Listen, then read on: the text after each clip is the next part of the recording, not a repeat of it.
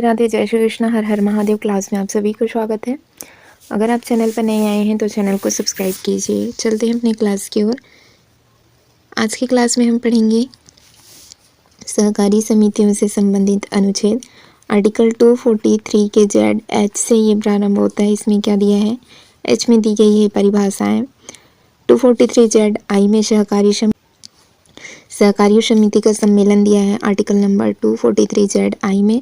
Z J में क्या दिया है? बोर्ड और उसके पदाधिकारी के सदस्यों की संख्या कितनी होगी और क्या क्या शर्तें दी गई है, ठीक है, उसके संबंध में दिया है 243 जेड जे के तहत। 243 जेड के अंतर्गत बोर्ड के सदस्यों का चुनाव दिया है। बोर्ड और अंतरिम प्रबंधन का अधिक्रमण और निलंबन 243 जेड एल के अंतर्गत आएगा। 243 जेड एम में सहकारी समिति के खातों की लेखा परीक्षा है। 243 जेड एन में आम सभा के बैठकों का आयोजन है। 243 जेड ओ में किसी सदस्य को सूचना प्राप्त करने का अधिकार है। 243 जेड पी के अंतर्गत प्रत्येक सहकारी समिति द्वारा रिटर्न दाखिल करने का उनको प्रावधान है। और क्यू में क्या है? अपराध और दंड है। जेड आर में क्या दिया है? 243 जेड आर में बहुराज्य सहकारी समिति पर लागू, केंद्र शासित प्रदेशों पर लागू होना। जेड एस में है। जेड टी में है मौजूदा कानूनों की निरंतरता। फिर नेक्स्ट अगला आएगा केंद्र राज्य संबंध। केंद्र और राज्य संबंध पर आधारित विषय देखेंगे तो एक तो होता है विधायी संबंध होता है, प्रशासनिक संबंध होता है और वित्तीय संबंध होता है।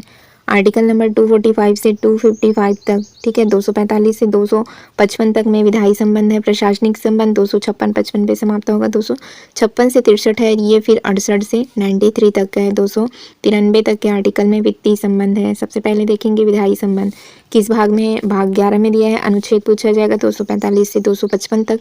केंद्र और राज्य के विधायी संबंध का उल्लेख मिलेगा हमको 245 से लेकर 255 तक, ठीक है। 245 से 255 में विधायी संबंध है केंद्र और राज्य का। फिर आएगा 245 के बाद देखेंगे तो 247 आर्टिकल नंबर 247 के तहत क्या है?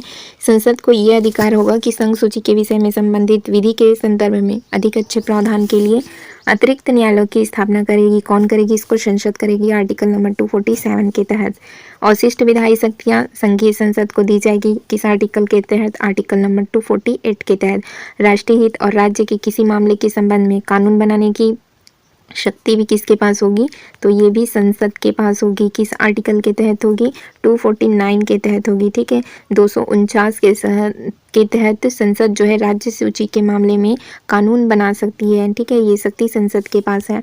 आर्टिकल नंबर 252 क्या कहता है कि दो या दो से अधिक राज्यों के लिए सहमति से कानून बनाने की शक्ति भी किसके पास है? संसद के पास है। राज्य द्वारा ऐसे कानून को और अपनाना होगा, ठीक है, और अन्य राज्यों को ये कानून अपनाना होगा। किस आर्टिकल के तहत? 252 के तहत, ठीक। अगला देखेंगे हम फिर प्रशासनिक संबंध, ठीक है। ये भी किस भाग में है? तो ये भी भाग 11 में दिया है। प्रशासनिक संबंध भाग 11 के अंतर्गत आएगा। किस आर्टिकल में है? 255 पे खत्म हुआ था। 256 से लेकर 263 तक के आर्टिकल इसमें आएंगे केंद्र राज्य के प्रशासनिक संबंध में, ठीक है। 257 देखेंगे। आर्टिकल नंबर 257 के तहत संघ सरकार कुछ दशाओं में राज्यों पर क्या कर सकती है? नियंत्रण रख सकती है। अगला देखेंगे हम 258 में क्या है? 258 में राज्यों को शक्ति प्रदान करने की शक्ति किसके पास होगी? तो संघ सरकार के पास होगी, ठीक है। राज्यों को शक्ति देनी है तो इन मामलों में शक्ति कौन प्रदान करेगा? संघ, ठीक है। ये आर्टिकल नंबर 258 में दिया है। और 260 में क्या है? तो संघ क्षेत्र के संबंध में अधिकार है। भारत के बाहर के क्षेत्रों के संबंध में संघ का अधिकार क्षेत्र है, आर्टिकल नंबर 260 में। और 263 में क्या? राज्य परिषद के संबंध में प्रावधान काफ़ी पूछा जाता है। ये 263 263 आर्टिकल काफ़ी पूछा जाता है। अंतर्राज्यीय परिषद के संबंध में प्रावधान है 263 में। 260 में भारत के बाहर क्षेत्रों के संबंध में संघ का अधिकार होगा। और फिर आता है वित्तीय संबंध। ये कौन से भाग में दिया है? भाग 12 के अंतर्गत आएगा। आर्टिकल पूछा जाएगा 268 से 293 तक के आर्टिकल इसमें सम्मिलित है, ठीक। आर्टिकल नंबर 268 क्या कहता है कि इसको लाते कौन है? संघ द्वारा लगाए जाएंगे, ठीक। आर्टिकल नंबर 268 के तहत क्या किया जाता है कि कर कौन लगाएगा? शुल्क कौन लगाते हैं? तो संघ सरकार लगाएगी, ठीक है। कर कौन लगाएंगे? संघ सरकार। लेकिन इसको एकत्रित कौन करेंगे? राज्य सरकार करेंगे, ठीक है। इसको एकत्रित किसके द्वारा किया जाता है? राज्य सरकार के द्वारा। आर्टिकल नंबर 280 में क्या है? तो वित्त आयोग है, ठीक, आर्टिकल नंबर 280 में वित्त आयोग का प्रावधान है। केंद्र राज्य संबंधित महत्वपूर्ण समितियां और आयोग देखेंगे। सबसे पहले देखेंगे हम शीतल वार्ड समिति 1966 से लेकर 1969। ठीक है, इसमें प्रशासनिक सुधार के अंतर्गत क्या कहा गया है कि राज्य के संबंध में अध्ययन में एवं इस पर सुझाव के लिए MC शीतलवाड़ की अध्यक्षता में इस समिति की नियुक्ति की गई थी। क्या सुझाव दिया था इस समिति ने कि संविधान में संशोधन किए बिना राज्यों को अतिरिक्त स्वायत्तता प्रदान करने की सिफारिश की थी इन्होंने। सरकारी आयोग कब का है? 1983 का है। इस समिति ने क्या कहा था? और इसके सदस्य थे शिवरमन और कौन? SR सेन थे। ठीक है, सरकारी आयोग 1983 का है। इस समिति के अन्य सदस्य शिवरमन राय और SR सेन थे। इसके अध्यक्ष थे रंजीत सिंह सरकारिया। ठीक है, रंजीत सिंह सरकारिया इसके अध्यक्ष थे। महत्वपूर्ण सुझाव इन्होंने क्या दिया था? केंद्र को शक्तिशाली होना चाहिए और अंतर्राज्यीय परिषद की स्थापना 263 के अंतर्गत हुआ है। ठीक है, ये आर्टिकल है। तो ये अंतर्राज्यीय परिषद की स्थापना की बात की। पुंछी आयोग कब का है? 2007 का है। लागू या रिपोर्ट आई थी इनकी 2010 में इनकी रिपोर्ट आई थी। ठीक है, 2010 में इनकी रिपोर्ट आई थी। इनके अध्यक्ष थे मदन मोहन पुंछी। इन्होंने क्या सुझाव दिया था? राज्यपाल पद पर उसी व्यक्ति को नियुक्त किया जाए जिसका क्षेत्रीय दल से संबंध ना हो। ठीक है, उन्हीं को राज्यपाल बनाया जाए। वित्त आयोग देखेंगे। वित्त आयोग का गठन हुआ है 280 आर्टिकल नंबर 280 के अंतर्गत। वित्त आयोग का गठन कौन कराते हैं? तो राष्ट्रपति जी करते हैं। वित्त आयोग में राष्ट्रपति एक अध्यक्ष व कितने सदस्य होते हैं? 4 अन्य सदस्य इसमें नियुक्त किए जाते हैं। पहला वित्त आयोग कब का है? 1951 में इसको गठित किया गया। इनके अध्यक्ष थे KC नियोगी। 15वें वित्त आयोग के अध्यक्ष NK सिंह थे। ठीक है, 15वें वित्त आयोग के अध्यक्ष NK सिंह थे। राज्य वित्त आयोग का गठन आर्टिकल नंबर 243 के सब सेक्शन 1 के अंतर्गत इसको किया जाता है। वर्तमान में 16वें वित्त आयोग का गठन हो चुका है। इनके अध्यक्ष कौन है? अरविंद पनगड़िया। और इसका कार्यकाल 1 अप्रैल 2026 से प्रारंभ होकर कितने वर्ष तक? 5 वर्ष की अवधि तक होगा। ठीक है, इसका कार्यकाल 1 अप्रैल 2026 से प्रारंभ होकर 5 वर्ष की अवधि तक होगा। वित्त आयोग के कार्य देखेंगे। केंद्र व राज्यों के बीच विभाजित किए जाने वाले करों से शुद्ध आगमों का वितरण व आवंटन होता है। योजना आयोग और नीति आयोग। योजना आयोग को नरेंद्र मोदी जी 15 अगस्त 1914 को लाल किले के योजना आयोग प्रधानमंत्री नरेंद्र मोदी ने 15 अगस्त 2014 को लाल किले की प्राचीर से राष्ट्र के नाम अपने संबोधन में योजना आयोग के नाम को इन्होंने नई संस्था लाने की घोषणा की थी जिसका नाम है नीति आयोग। नीति आयोग ना तो संवैधानिक निकाय है ना ही संविधिक है। ठीक है, ना संवैधानिक है ना ही संविधिक है। 1 जनवरी 2015 को ये एक नई संस्था जिसे राष्ट्रीय भारत परिवर्तन संस्थान कहा गया, यह अस्तित्व में आई है। आमतौर पर इसे हम क्या कहते हैं? नीति आयोग। ठीक है, इसी को नीति आयोग कहा जाता है। इनके अध्यक्ष होते हैं PM। ठीक है, प्रधानमंत्री इनके अध्यक्ष होते हैं।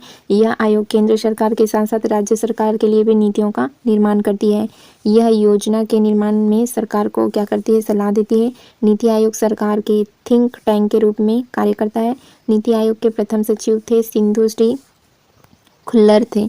नीति आयोग के प्रथम उपाध्यक्ष बने थे अरविंद पनगड़िया।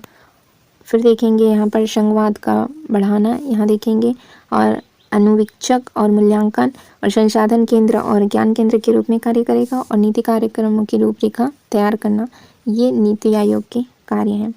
अगला देखेंगे फिर योजना आयोग की स्थापना हुई थी 15 मार्च 1950 को हुई थी। पंडित जवाहरलाल नेहरू योजना आयोग के पहले अध्यक्ष थे। ठीक, तो ये पहले प्रधानमंत्री थे पंडित जवाहरलाल नेहरू। 1950 में गठित हुआ था। तो नीति आयोग के पहले योजना आयोग का नाम बदलकर ही नीति आयोग रखा गया है। तो योजना आयोग के पहले अध्यक्ष बने थे पंडित जवाहरलाल नेहरू जी। योजना आयोग का स्थान अब किसने ले लिया? नीति आयोग ने। इसके नीति आयोग के पहले अध्यक्ष बने हैं प्रधानमंत्री नरेंद्र मोदी जी।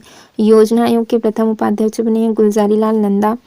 और राष्ट्रीय विकास परिषद का गठन 6 अगस्त 1952 को हुआ था। इसका अध्यक्ष प्रधानमंत्री होता है और सभी राज्यों के मुख्यमंत्री इसके सदस्य के रूप में होते हैं।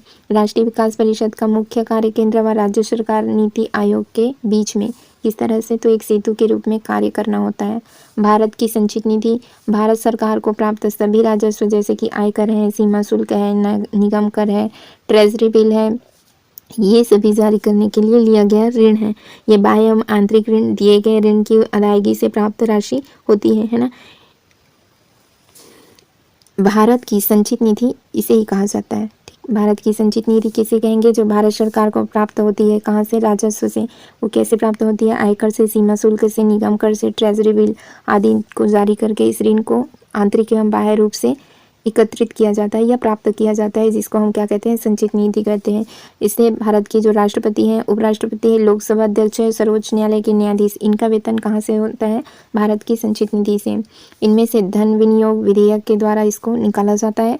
धन संसद की अनुमति के बाद ही खर्च किया जाता है। जो संचित निधि का धन है उसमें संसद की अनुमति लेनी आवश्यक होती है, उसके बाद ही इसको खर्च किया जाता है। आर्टिकल नंबर 66 में भारत और राज्य के संचित निधि के और लोक लेखे का विवरण है। भारत की आकस्मिक निधि देखेंगे तो भारत के आकस्मिकता अधिनियम 1950 द्वारा इसको गठित किया गया। राष्ट्रपति का इसमें नियंत्रण होता है। इससे धन राष्ट्रपति की अनुमति के बाद ही इसमें खर्च किया जाता है। आकस्मिकता निधि में, संचित निधि में संसद की अनुमति लेनी होती है। इसमें से धन आपातकाल की स्थिति में इसको निकाला जाएगा। इसका नाम है आकस्मिकता। आर्टिकल नंबर 267 में आकस्मिकता निधि से संबंधित है। ठीक, केंद्रीय प्रशासनिक न्यायाधिकरण देखें, ये किस भाग में है? भाग 14 के ए में दिया है। ठीक है, भाग 14 के ए में है। अधिकरणों के लिए प्रावधान करता है। प्रावधान में 42वें संशोधन अधिनियम 1976 के माध्यम से इसको जोड़ा गया। आर्टिकल नंबर 323 के ए और 323 के बी में क्रमशः अन्य मामलों से संबंधित प्रशासनिक ट्रिब्यूनल के लिए इसका प्रावधान किया है।